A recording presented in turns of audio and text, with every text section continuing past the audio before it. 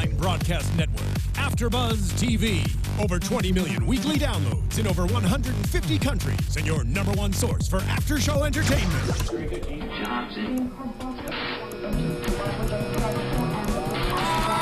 AFTERBUZZ TV, the destination for TV superfans. Producing after shows for over 300 of your favorite TV shows. Interviewing celebrities and showrunners. And bringing you behind-the-scenes exclusives. All thanks to E! Entertainment's Maria Menounos, producer Kevin Undergaro, and internet leader Akamai.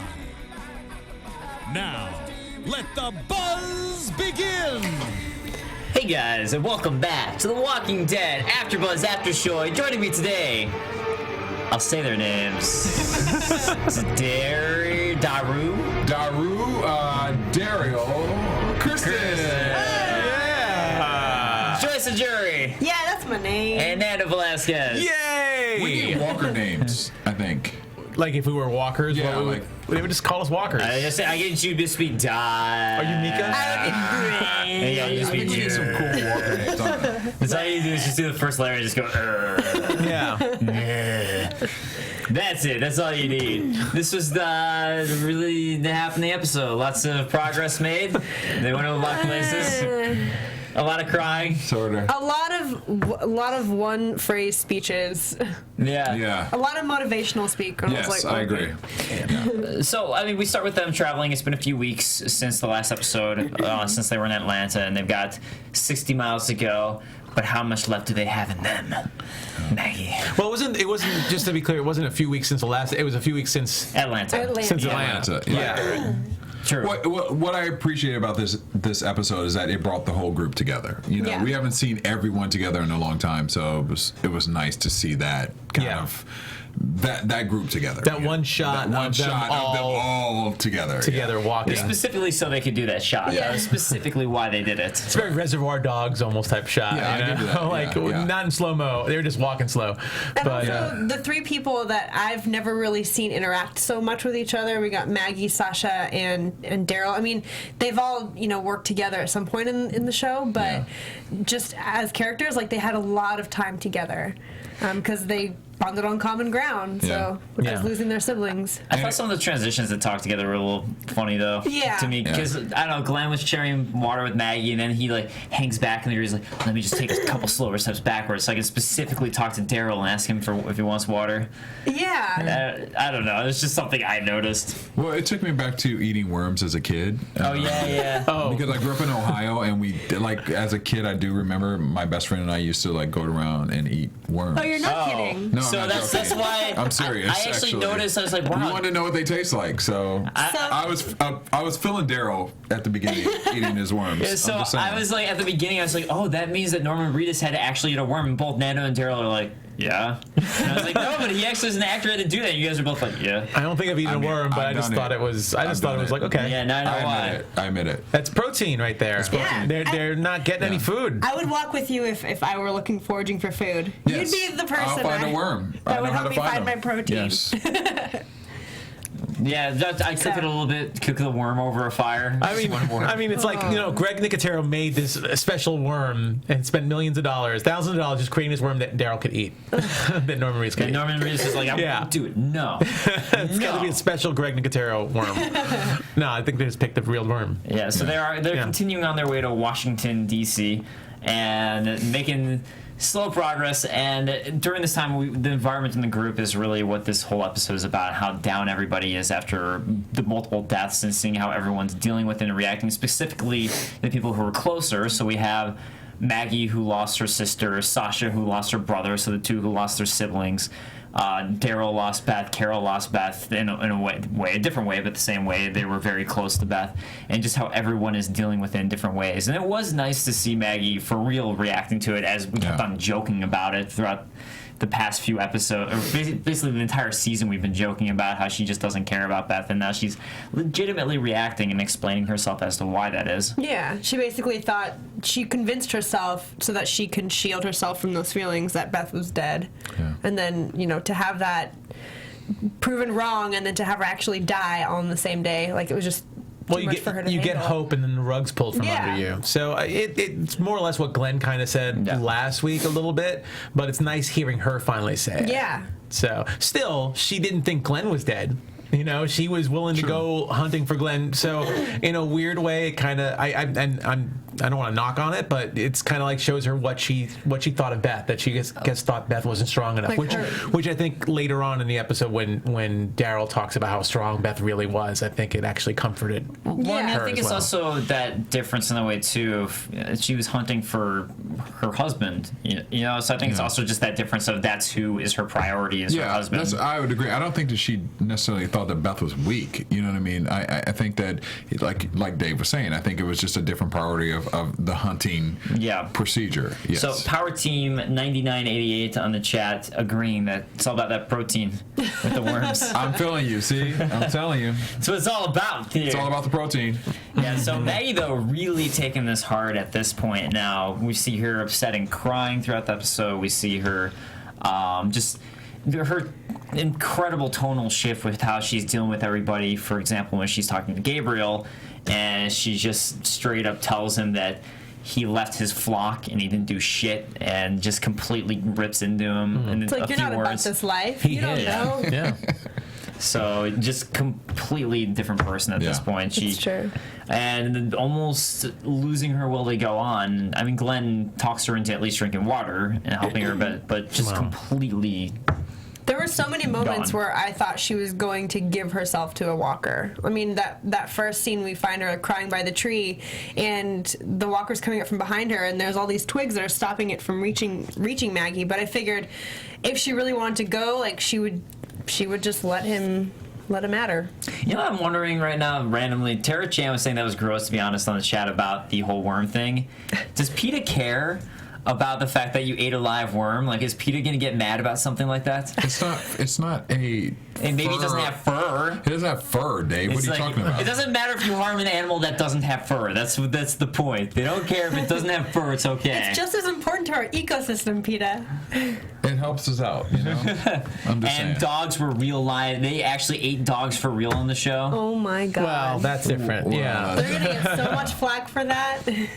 I mean, if you think they shoot out in the woods, who knows how many of those things they step on every single day? Who knows how many they've really killed? I was actually surprised they didn't eat the frogs because at the beginning, we saw the dead frogs, and listen, we all have biology. No love for New Orleans. I was like, listen, frog legs, like, come on. I thought that maybe they would participate in eating some frogs. But that looked like where Sasha was walking when she spotted them, right? That looked like a dried up stream. So who knows how long those frogs have been lying around there? Well, the ground still looked really moist. I mean, you're right. It could be. Who knows how long they were dead or whatever? Yeah, listen, it's not a fresh kill. We're in a zombie apocalypse. Do we need to be picky about how long something's burn it laying anyway. around? It's just legs. You can cook legs, crispy, delicious frog legs. Maybe I don't know. Make a soup out of it. Actually, not a frog fan leg of soup. frog legs. I've never had them, but I'm sure they're great. I love the dead stare to the camera right there. They're great. Someone sent Dave some frog legs. I am not making them. I've had frog I'm legs going too, over I'm to just Joyce's saying. house after this and demanding frog legs No. from the House Joyce. House Ajouri. Joyce Ajouri. Exactly, Joyce Ajouri. So, we have them eating dogs, though, too, which I think is worth talking about. The fact that this is the first time we've seen...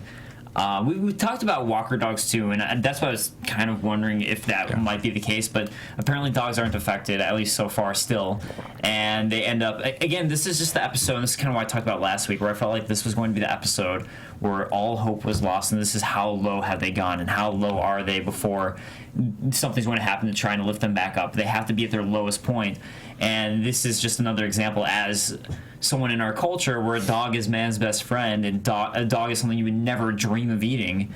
That they're sitting there eating dogs because they have to, and Noah's having trouble struggling with the concept of even eating a dog, and that's where he thinks he can't make it because he can't be in a world where dog eats dog world like this. Damn, but that's you went there. I kind of feel like it's close to cannibalism almost, in a way. You're eating a pet. Yeah. Even a wild dog. If anything for survival, I get it, but still, it just was a little. I mean, options are agree with very. scarce. So the funny thing is, when I first saw that particular scene, I actually was thinking about how it was showing Sasha hardening herself. You know what I mean? Outside of just it being about dogs, I almost felt like it's like Michonne and Sasha, they were the kind of focus on a couple of those scenes, and before we used to see Michonne being the more harder person in that group, and I felt like Sasha is now becoming that type of person, where it was almost like she is becoming the person who has no empathy, you know what I mean? Yep. So she was the one who shot the dogs instantly, without any remorse. So I felt like it was also them showing us the transition of how mentally she's going through the process of losing her brother and her man, it just like that whole process of her and what she's going through. I think the dogs were like second par to that, you know what I mean? Oh, totally. I think that if she were to listen to Michonne the first time Michonne said, stop when they were trying to push the horde of zombies off that bridge, she wouldn't have gone to that point. Like, we wouldn't have seen her just shoot those dogs and give them dinner, essentially. Absolutely, yeah. It also shows the difference in Maggie and Sasha's character for how they're dealing with it. Maggie's breaking down and just... she's doing things, but she's just lost her energy completely. She's just more depressed. She's not willing... She doesn't want to handle anything. She's just completely broken down, like the walker in the car with the trunk that she couldn't open up, and she just breaks down. Whereas Sasha, on the other hand, is just really filled with anger. Yeah. And she has all this anger in her that she needs to let out and unleash, and to the point where she's getting sloppy. And as you guys noted, and they actually had to point this out to me because I was taking notes, but she actually slashed Abraham when she was going for the walker. She was reckless. She's reckless. Completely reckless. So just two completely different ways to handle loss, and I think that's a good point to show too, is that people handle these things in different ways. Well, I think the second half of last season, when everyone got split up after they left the prison, we got to see people how people dealt differently with separation, being separated from their loved ones. True. So I feel like in a way there's a similarity here, but they're all together now, but they're dealing with something completely different. They're completely dealing with loss of a loved one, of a sibling. So I thought it was really interesting to see the differences between Sasha and Maggie and how they both relate. And they both have their moments. I mean, they both have their moments of where they're pushing people away. Maggie with Father Gabriel in the beginning, and then Sasha did the same thing with Abraham, I believe, too. Yeah. Later on. So we're not friends. Exactly. After she slashed him. I mean, come on, he was really nice about it too. Those are fighting words. Yeah, he was nice about it. He probably didn't feel it because he was all drunk off You're that all liquor. friends. You're all friends. We're not friends. Yeah, it's like, straight to the heart. Sasha, that right? hurt more than your Stinging slice right in of the my heart.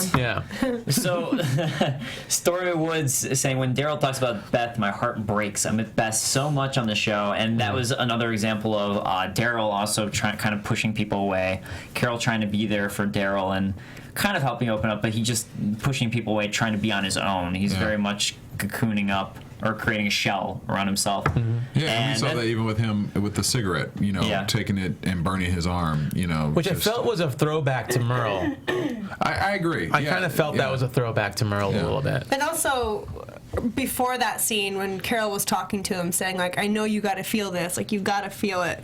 The urge to not give up and to know that, Beth saved you. Mm-hmm. And then for him to put that cigarette out in his hand and not have him not react, essentially not feel it. It's like, how can he feel something in this world? He doesn't even feel pain from a cigarette butt. I mean, granted, he's probably done it many times in his life before this apocalypse. Well, he cried after that, so I almost wonder too that like maybe he meant to feel like he's so numb. I mean, there's like no food, no water out there, and he's so numb right now to everything. I almost feel like he cried right after that. He didn't cry necessarily in reaction to it, but he still cried after that. For sure. So it makes me wonder if it was something like I need to feel like And also his role as sort of being the hunter and the archer and gathering food and stuff is sort of a non-existing thing at this point, so maybe he feels useless too. Oh, yeah. On top of all that. That's a good point. That's a good point. That's a good point, yeah, because he couldn't save Beth, now he's just completely useless, and he keeps on going on these rounds and just nothing. And he wants to go on his own. He doesn't even want Carol to help him. He wants to go on his own. Yeah. Yeah. Yeah, well, Carol also feeling the loss of Beth too, but not nearly to the same extent. But she also kind of realizes that Beth helped her out previously in a hospital, which I think is worth noting that Carol realizes that was a factor. And and also trying to now pick up Derrial. Yeah. You know what I'm saying? It felt like it a little bit. It's moving forward. A little kiss on the forehead. Just move it a little bit lower. Slow, but Slowly it's but getting surely. there. Yeah. Well, it's not really the most romantic place to start a relationship, but, you know. Robert Cryer saying that he thought Daryl was going to turn into a Merle character. Although, as we see, not totally. He actually still has empathy, it would seem. Or not empathy, I guess, emotions. Yeah. Like real emotions. I do love, though, I just love, even though it's such a slow episode, I love that they didn't even have the energy to fight walkers. Like that one scene, just when we see them all walking together, they're like walking the same speed of the walkers behind them. It's almost like you know, Rick later on says, "We are the Walking Dead," but it was almost like that scene perfectly. You know, it should have been voiced over on that scene. It's like they're just walking, waiting to get to that bridge to push them on the push them down underneath and everything. Yeah, it's funny because that line, "We are the Walking Dead," I don't think they've said it on the show yet, but they said it a really long time ago in the comics. So it took them a pretty long time to get there, but they finally did. It was also Rick who said it in the comics. It was also the point when he said it, I was like, have they not done that yet on I don't the think show? they have. I think No, they haven't. people have mentioned we were it. debating that. Yeah, I think it's been said in analysis either with us or other people, but I don't think it's ever been said on the show. Yeah, I think it was seen in the comics, but I think it was around the prison time, if I remember correctly. It was early in the Don't comics. tear me It was apart if I very don't remember. But yeah, it was very early in the comics. Fairly early. So yeah, the other thing too with the Walker scene, I just want to go back to the whole trunk in the car thing and just the discussion we had, because I thought that was pretty interesting with Maggie, how she was so upset about it. And it seemed more so that she was upset for an empathetical reason, that she wanted to take it out of its misery more than, I don't know, that's what it felt like, more of a, oh my god, that, like, what happened to this, like, it was someone locked in a trunk, tied up, who was kidnapped, and just like give it some final mercy. Their last moments alive as a person was probably locked in there, scared for their life because of who knows what kind of person this person was who decided to kidnap her and tie her up and put her in the trunk. I guess silver lining is that person died naturally. Well, I mean, given what came out yesterday, maybe it was 50 Shades of Grey. Maybe it was just another thing. It was actually a little kinky thing. Risky, for fun. Kinky thing going on in that kinky trunk expert, like, Kinky gone slap you bad. with the trunk. It's gonna be so sexy. All right, let's roleplay. You're the zombie. But I think also, especially seeing Maggie throughout this episode, I mean, she said it earlier with Father Gabriel, she used to be religious. So I think all of these things, I think it's her, you know, you have to look at the way she's probably looking at the world right now. Like, this poor girl, you know, who, if there really is a God, you know, why does stuff like this happen to people? This girl didn't even get a break. She ended up dying in the trunk of a car like this. Yeah. You know, later on when she kills that other walker in the barn, you know, she spots the Bible first and she opens it up and there's this woman, you know, this walker right in there. Who had a gun, who could have shot herself. Exactly. And we also who could have put herself out of this whole situation. I think there's a lot of religious references in this episode, you know, and even seeing Father Gabriel take his collar off and throw it in the fire afterwards too. Even that. Yeah. Does that have a specific name? Yeah, but he had a reference to the collar too. Well, he was talking about. Well, I don't know if it was the collar specifically, but there was the hair. The hair shirt. They used to make the shirts out of hair so that it bugged them enough for them to atone for their sins every day, basically. Yeah. Right. And that was, it seemed like, you know, when he took it off and put it in the fire, at that moment it's like, okay, this is not made of hair, but it's torturing me enough. Oh, right. Yeah, that's a good point. Because, it was the torture. That's what the thing was. Because the hair that they used to wear in the past was torture. Now this is the torture. The thing is because it's constant strangling. So, okay, that makes sense. I was wondering what that was. Thank you. Dylan, Dylan, AKK, saying the walkers were walking faster than them. And that did lead to that scene where they finally had to deal with the walkers by just...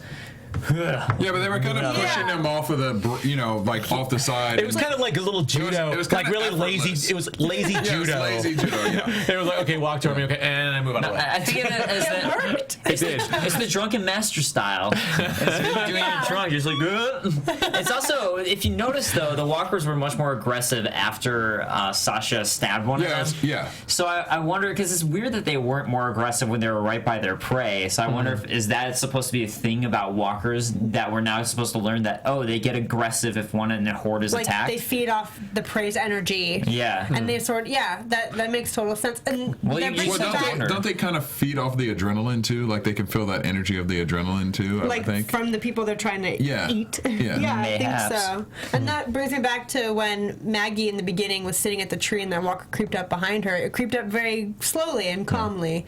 So maybe had she been like in a different state, it would have acted a little more aggressive. So we have Michelle Aguirre, excuse me if I'm pronouncing your name wrong, saying on Talking Dead, Lauren Cohen says she saw the walker in the car as Beth. That's actually something we were talking about too while we were watching. That Lauren Cohen said she saw the walker in the car as Beth. I don't remember Beth being tied up and locked in a trunk, but Lauren Cohen said that was the case. I'm sure that's the truth. But she saw Beth as helpless. Exactly. Like sort of a hostage in a sense. A hostage, helpless, trapped, taken away, kidnapped. I mean, there's a lot. Yeah, if you look at it, there's a lot of similarities with that walker. And I mean, she did look it in the eyes. So maybe she was probably seeing Beth in the eyes of a walker. Yeah. Yeah, and the walker was important to her, and instead of her just walking away, she had a point to like want to go back and really take care of the walker, kill it or whatever. It wasn't like she just stopped, put down the trunk and walked away. But again, just like this woman in the trunk had a cruel ending, so did Beth. Yeah. So there's a lot of similarities there. Yeah.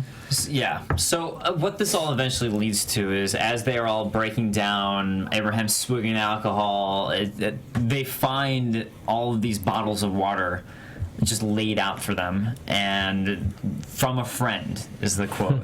And they're debating, is it poisoned? Is it not poisoned? Should we drink it? And Eugene decides he's going to be the one to take the risk, the guinea pig, which, I mean, if someone's going to be a guinea pig for that, I'd be like, go for it. Quality assurance. Yeah. I mean, if someone did that, I'd be like, okay, let's wait a day, and if you're still fine, great. I'll take this water. But they're not having any of it, so Abraham shoves him out of the way. So Abraham still, now at this point, seems to care about Eugene if he's going to try to save Eugene, or I don't know, maybe he thought it would hold back the group.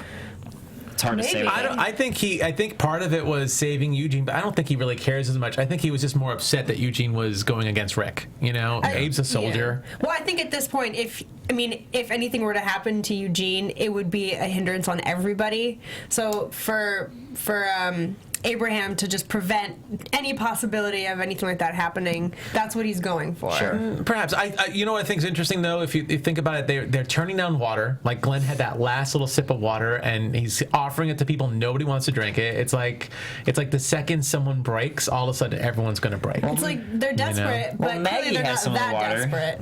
Maggie had a sip after Glenn finally convinced her. She did. She did. But everyone's like, specifically Derrial, who was like, no. Yeah, that's true. But everybody feels like everybody's like trying to hold out as long as possible. So and that's actually a question I think in the chat they were asking us was, do we think the water was poisoned? I saw that way earlier. I don't. I think that they're still setting up for Morgan. Well, they're setting up for a lot of things, but I just think that's a very cheap way to kill somebody. Yeah. And who knows? I just think it's a very cheesy way to kill somebody. You don't even know who these people are. Yeah. Chances are, who knows, there could be people like the hunters, who want to eat them, so why would you want to poison your food? Right. I think there's lots of other reasons ways to kill them. Yeah, I don't think it was poison either. I think it was just clear water. I know we'll get to this more at the end, but Aaron, Ross Marquand, who came at the end, do you think maybe he left with, had he been maybe keeping track of the group? He said he was water for them? He specifically said he was a friend, so I'm assuming that that note he left was from a friend. Yeah, because when he said I'm a friend, it's like, there's a connection. My first thought went to Morgan. Oh, okay.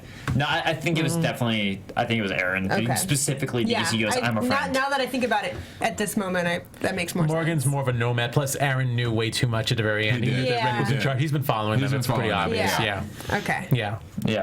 So after that, when they decide not to, it finally starts raining. Hooray! A thunderstorm comes. An act of God. And I was just thinking the whole time, I'm like, pour out the water right now and start filling it out if you don't trust the water.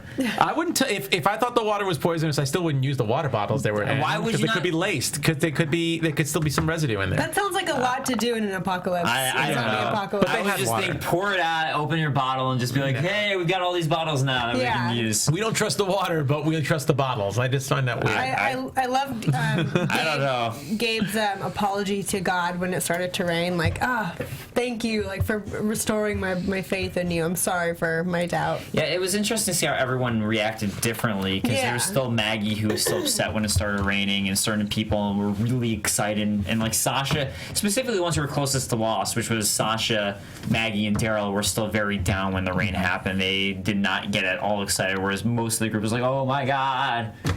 As Gabriel would say. What were they like, Dave? Oh my God. I'm just trying to be Gabriel, you know? That's what he would say. But my question with it, though, it was like thunderstorming. So wouldn't the walkers kind of be a little sidetracked by the thunderstorms and being... Well, that's what we're talking about for later on for the barn thing. When they were at the barn, like, wouldn't they be a little sidetracked with focusing on the group and looking at the thunderstorms or hearing the thunder? Like, because they're attracted to they're attracted to sound and light and like shots, you know, and things like that. Yeah, there was so much. I don't ever really remember hearing that much thunder on the show before, and we were talking about that. That they would have been It's actually in 3 years. It's never once thunderstormed or rained in all of Atlanta. That's what we need to believe. But they still were intensely focused on the group, even behind, you know, when they were in the barn. So I thought that was kind of interesting. I mean, how did it get to that point? I mean, they weren't being followed by walkers all the way to the barn. No, it was really weird. It was so weird because it's raining, so they're not going to smell either. That washes away all the smells too. So like all of a sudden a horde came along and started pushing on the door. I was like, how did this happen? It was weird. You know what it was? Walkers were so weird. It's the walkers were like, we need to find shelter. Yeah, exactly. And then they started singing the Rolling Stones. They care about getting their hands and then they started singing the Rolling Stones song, "Give Me Shelter," and that's it was a big Walker group singing. Well, Rolling that Stones. whole scene was really weird, and when we watched it, we were really confused, especially because you have all these walkers pushing into the doors, and the whole group fights back, and they're pushing back. It's like a little tug of war there. That's it. And then they cut to the morning, and everyone's asleep, and I thought it was a dream. Yeah, we thought it was actually a dream, that it was possibly Maggie's dream, because we saw her wake up, because it's just too odd to see this major scene without anyone trying to kill a walker. Like, what was the resolution? But then we saw, like, outside at the very end, we saw that apparently it was a major storm, trees all over the place. There was like walkers with like trees trunks in like their chest and it was like a tornado. Can someone explain the walker that was hanging in the tall branch of a tree that hadn't fallen? Well, it must have been a tornado. And it had to be a tornado, or at least a microburst. It's just because at first when you see the scene, it's like, what thunderstorm does this? It looked like a bulldozer came through, but it must have been a tornado. That's the only explanation. That didn't tear apart the barn. Well, another act of God in a way. They were saved pretty much by a freak weather a gap in the tornado. I mean, it did look, and I was also thinking too, it was weird at first when they were pushing the door. It was like almost like an earthquake, because there were all these lightning storms and everything was super shaky camera. I was like, what is this? An earthquake? They don't have earthquakes in the East Coast. No, they don't. But it must have been a tornado. It must have been a tornado. It was definitely a tornado or microburst or something like that. But it was just So, but the whole thing too, it led to this sort of rebirth, and at least that's what I felt like it was supposed to all be indicative of, was a rebirth. Because after that, Maggie seems okay when she wakes up and everything's fine. The sun is shining through right after this crazy tornado is like the worst has happened, or maybe they're in the eye of the storm, I don't know, but either in the eye of the storm or it's a rebirth where everything's okay, sun is shining through. Daryl's fixed the music box that was broken, which for whatever reason Maggie's really excited about, and they're watching the sunrise. They gotta watch the sunrise, which is also an indicator of rebirth. So everything is completely rebirth. I think when that box is fixed, it also kind of it comes at a point where she's kind of fixed too, in a way, where she's kind of made her own restitution. And Derrial fixed her. Yeah, so Daryl's words to her really fixed her. Yeah. Glenn. Glenn's gonna be like, not like that.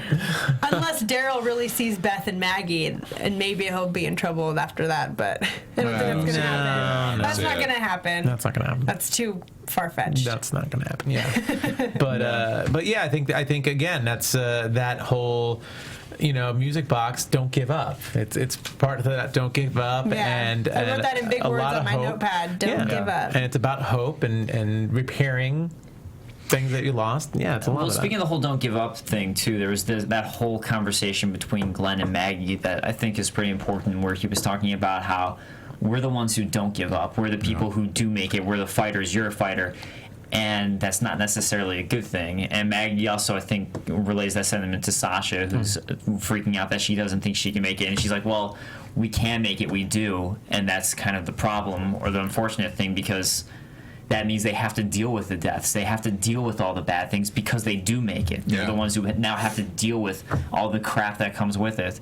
So it's the positive and negative of, yes, they're the fighters, but man, that means that they have to take all the hits and have to take all the punches.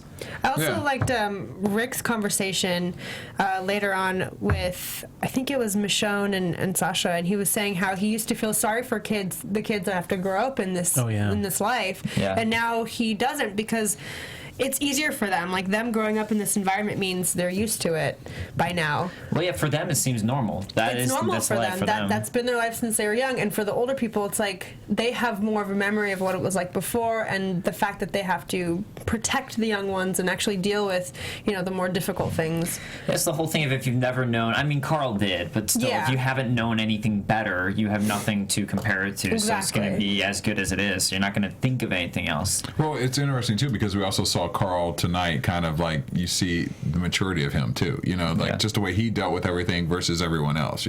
He still has that, he's grown up in this zombie apocalypse, so he has like such a different level of experience versus everyone else. And then the comparison of kind of how they're showing Sasha with Maggie and the loss of those two and comparing that to, I thought it was really interesting too, just the way they both dealt with it individually.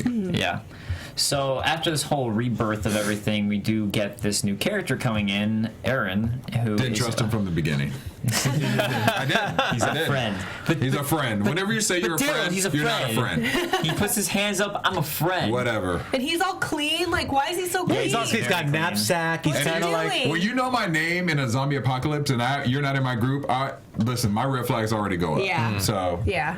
It's like, how do you know left water for them that could be poisoned. Poison water. We'll find out if he did next week.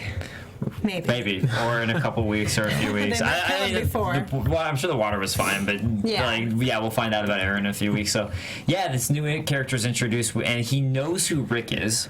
Mm-hmm. And that was really the big red flag thing, of not just that he followed them or anything, it's just he knows Rick by name. Yeah. I want to meet your leader, I want to meet Rick, and that's the kind of like, And then the music box starts playing right at that moment. What? Music box, you planned this out. What a dramatic. That was a great shot. That was a great shot. And I think if anything, that again is hope right there. Perfect timing. Aaron represents new hope. Now, here's the question. Just like with the water test, I'm going to call it a test because they were kind of being tested in a way. Their issue is trust. Mm-hmm. They've been burned so many times by outsiders. So do they trust? Just like did they trust the water? No, they didn't trust the water. Do they trust Aaron? Stranger danger. Yeah, stranger danger, like as he said. Yeah.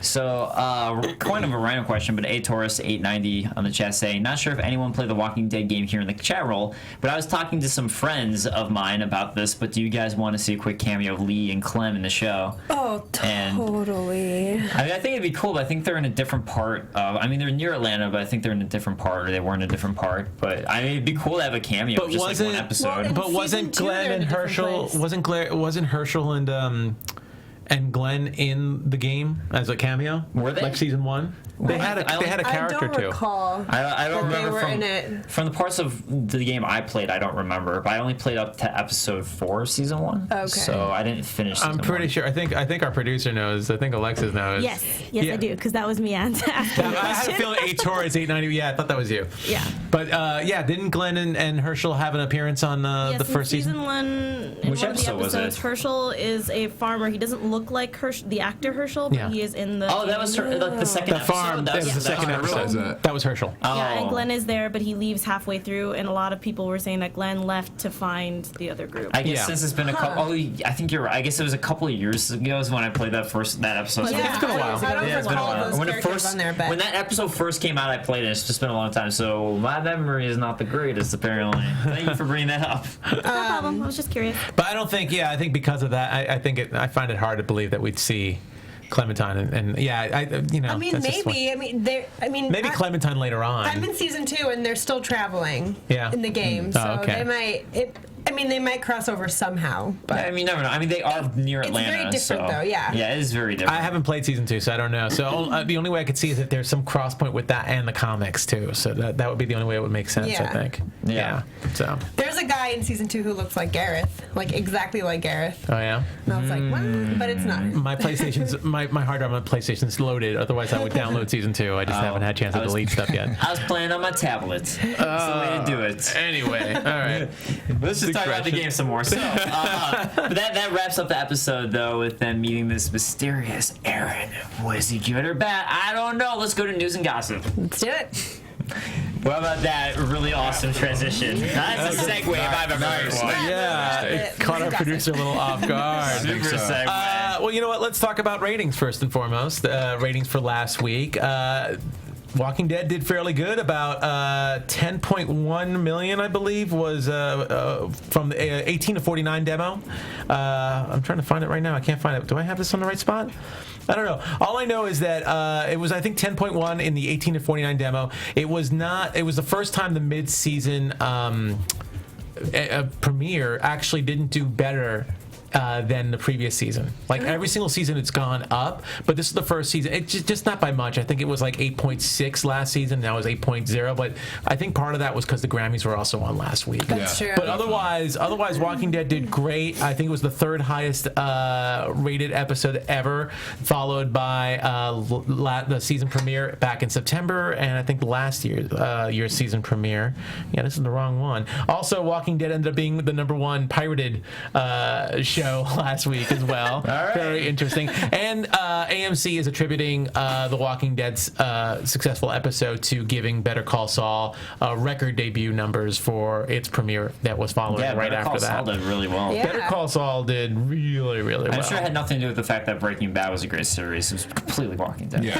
Yeah, Absolutely. probably not. So yeah, well, the ratings were 8.0 rating in adults 18 to 49, which is about 10.1 million, as I said, and then it's 15.6 million viewers overall.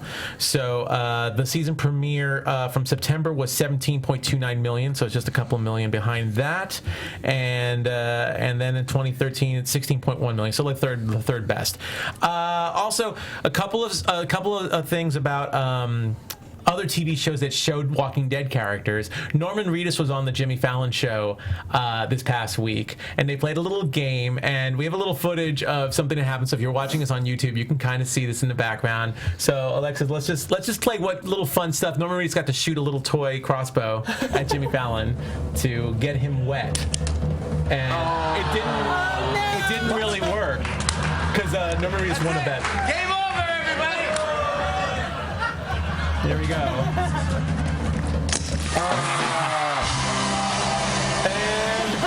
And Norman Reedus got to soak Jimmy Fallon. So He's so badass. He's like, I don't give a. he is so badass. It was such a great segment. Go check online for the Jimmy Fallon show to see that whole segment and see what game they were playing. It was a game with little crossbows. It was really cute. And speaking of Norman Reedus, also the shirt that we talked about last week. It's still 3 days till the charity event is over, but the latest bid is $7,750. So it went up like about, I think, almost $2,000 since last week. So there's still a chance. You got that. I got that. I got that. Yeah. I want that shirt. I want to give it to Alexis if I buy it. So. Yes, please. I want it so bad. That might be shit. And one other thing, and I am not going to talk about spoilers at all, so I'm just warning you ahead of time. That you're not going to. That I'm not going to talk about spoilers, Right. not even Right. minor So stay ones. tuned. I usually do minors. No.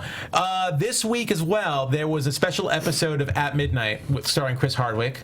It was a Walking Dead edition, where if you're familiar with At Midnight, it's on Comedy Central. It's on At Midnight, and it's Chris Hardwick That's and usually confusing. three. Yeah, so confusing. It's Chris Hardwick with three comedians, and they show features on the internet, and they make little puns and little jokes. So they had So you're Lauren. saying it's web soup. No, but it's in a game show style. So kind of like Okay. Websuit, and they make the comedians come up with funny things. So it was Lauren Cohan, it was Josh McDermott, and it was Robert Kirkman. So one segment of the show was called Walking Dead Spoilers, where the three contestants got to make up fake spoilers for what's coming up this season. So lots of little funny things, like Josh McDermott said, like Beth comes back as a crime-solving dog, and I think he also said like the Harlem Globetrotters come to visit and stuff like like that. Well, that would be the best. Well, here's the thing. Robert Kirkman said something that shocked the audience, and I'm not going to say what it is because it's so severe, but it was something that totally shocked the audience. And I would say if you don't want to know spoilers at all, I would say don't even tune into At Midnight. Don't even look for it online because it'll ruin a major thing that happens in the comics. But it was very shocking, and people are like online wondering, was Kirkman like screwing with people because it was supposed to be fake spoilers, and here's Kirkman saying something that everyone's everyone who knows everything about The Walking Dead is kind of familiar with. So they wonder if he's by saying that, is he saying that's a fake spoiler? Right. You were so close to being a BuzzFeed article there. You were about to be like, so I don't know if you noticed, but Robert Kirkman revealed a giant spoiler on the show. It does sound like so click here to find out. And listen for the next 5 minutes. It does sound like that. And please, people online, do not post on the comments what you think it is, because it's a major spoiler in the comics, and there are people who don't want to know. People even freaked out last week when I mentioned that little speculation about someone possibly leaving the show. After everything you just said, telling me not to look it up online. I'll tell you after. I'm definitely gonna look it up online. No, you literally just laying out the lines of like the human curiosity. Like, Oh my what is God. it? But It's like telling me not to open a door that might have. Well, I think there are people out there who reality. There might be a walker behind that door. There might not. Might or might not. Schrodinger's walker. I don't know. It's still a really good episode of At Midnight, but really funny episode. Like how Tara's out of the chat. What did he say? Look it up. Look it up and don't. Right now, Nando. No, I know. Well, there are people who get pissed off when I even hint at spoilers, so I'm not gonna say. Yeah, it, you know? it'd be funny. Like I feel like we're gonna have comments of people saying, "But what did he say?" And it's Go like, at your well, own you're risk. on your computer right now. You can look it up. Just look it up. Google it. Let me Google that But for please you. don't put it in the comment section, because there are people who do not want to see spoilers. And they'll blame us. And they'll blame us. They'll blame us for tempting you to look it up and put it on the comments. So I'm any of you saying are that. reading the comments, if you see a hyperlink, don't click on it. Don't click on it. click on it. But it's a link, and someone sent me. Oh my god! It was a virus. My phone is dead. Okay, so is that all That's the it. news? That's all I right, got. So let's move on to predictions. And now, your AFTERBUZZ TV predictions. I mean, I think that they're going to be concerned that something's a trap. Because that's the line we got. Really? Yeah, I I think. think Admiral Akbar is going to pop out of nowhere and yell out, "It's a trap!" And everyone's going to be like, I think it might be a trap. I don't know. But he'll say it after it's obviously a trap. They're like, this is a test. Just because I'm ready for Gabriel to die, Gabriel's gonna die. I'm sorry. He's such a weak link. I'm tired of him. But he finally pulled off the collar. That means I know. shit's about to He's get making real. progress. I think Whatever. I think he serves a purpose for the show. I mean, he But represents how long is religion. that purpose gonna last? I'm just saying, Nando. I think if you're on the road, but you're traveling and you're building, you're eventually going to build a community. Possibly, I think it's needed to have a man of the cloth. All right. But maybe That's what I think. like he'll deliver the messages he wants to deliver, and he'll kind of help people get through whatever they're going through, and then maybe after that, at that point, is when he'll go. Yeah. Why Maybe man this of season. why man of that cloth? Why not a man of the Buddhist cloth to build a community? Well, we don't have a man of the Buddhist cloth right now. We just have him. So I think he's. Maybe when a Buddhist comes, Why maybe not a they'll man kill of the the priest. crossbow cloth and it's Daryl? Maybe Everything Raising the has a religion of spiritual Daryl. tone to it on the show right now. Yeah. But I just feel like, also in the sense of that, by that being the focus, that maybe he's the next to go. More importantly, though, if your religion is Daryl religion, let us know. See, I'm surprised you're Hail saying. Daryl. I'm surprised you're saying that, because early when we were watching the episode, you said somebody else you thought would go. Well, yeah, but after, I'm not going to say that person. I'm going to say that person until next week. Okay, because I'm going to say that person, because I think All right, I definitely think there's some foreshadowing there, and I think Sasha's getting careless.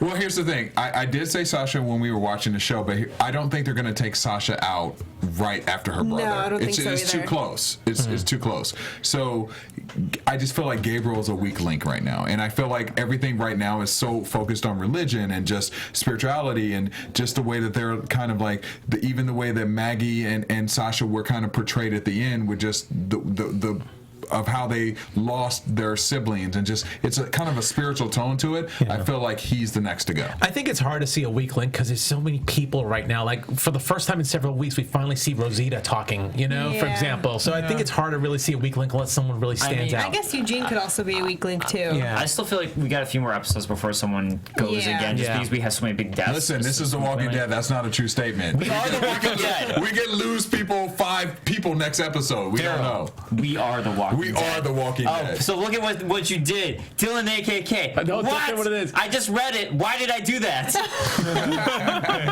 He's not blaming you. Hey, he warned you. I warned It's just you. that you had the most tempting tease of all time. Like, know. what is this? You made it so We gotta wrap this. All right. No, we know we're going forever. All right, guys, thanks for joining us. Once again, I'm Dave Klein. You can find me on Twitter at @TheDaveKlein. That's Klein. I'm Nando Velasquez. You can yell at me. Camera. You can complain at Nandovel, Nandovel.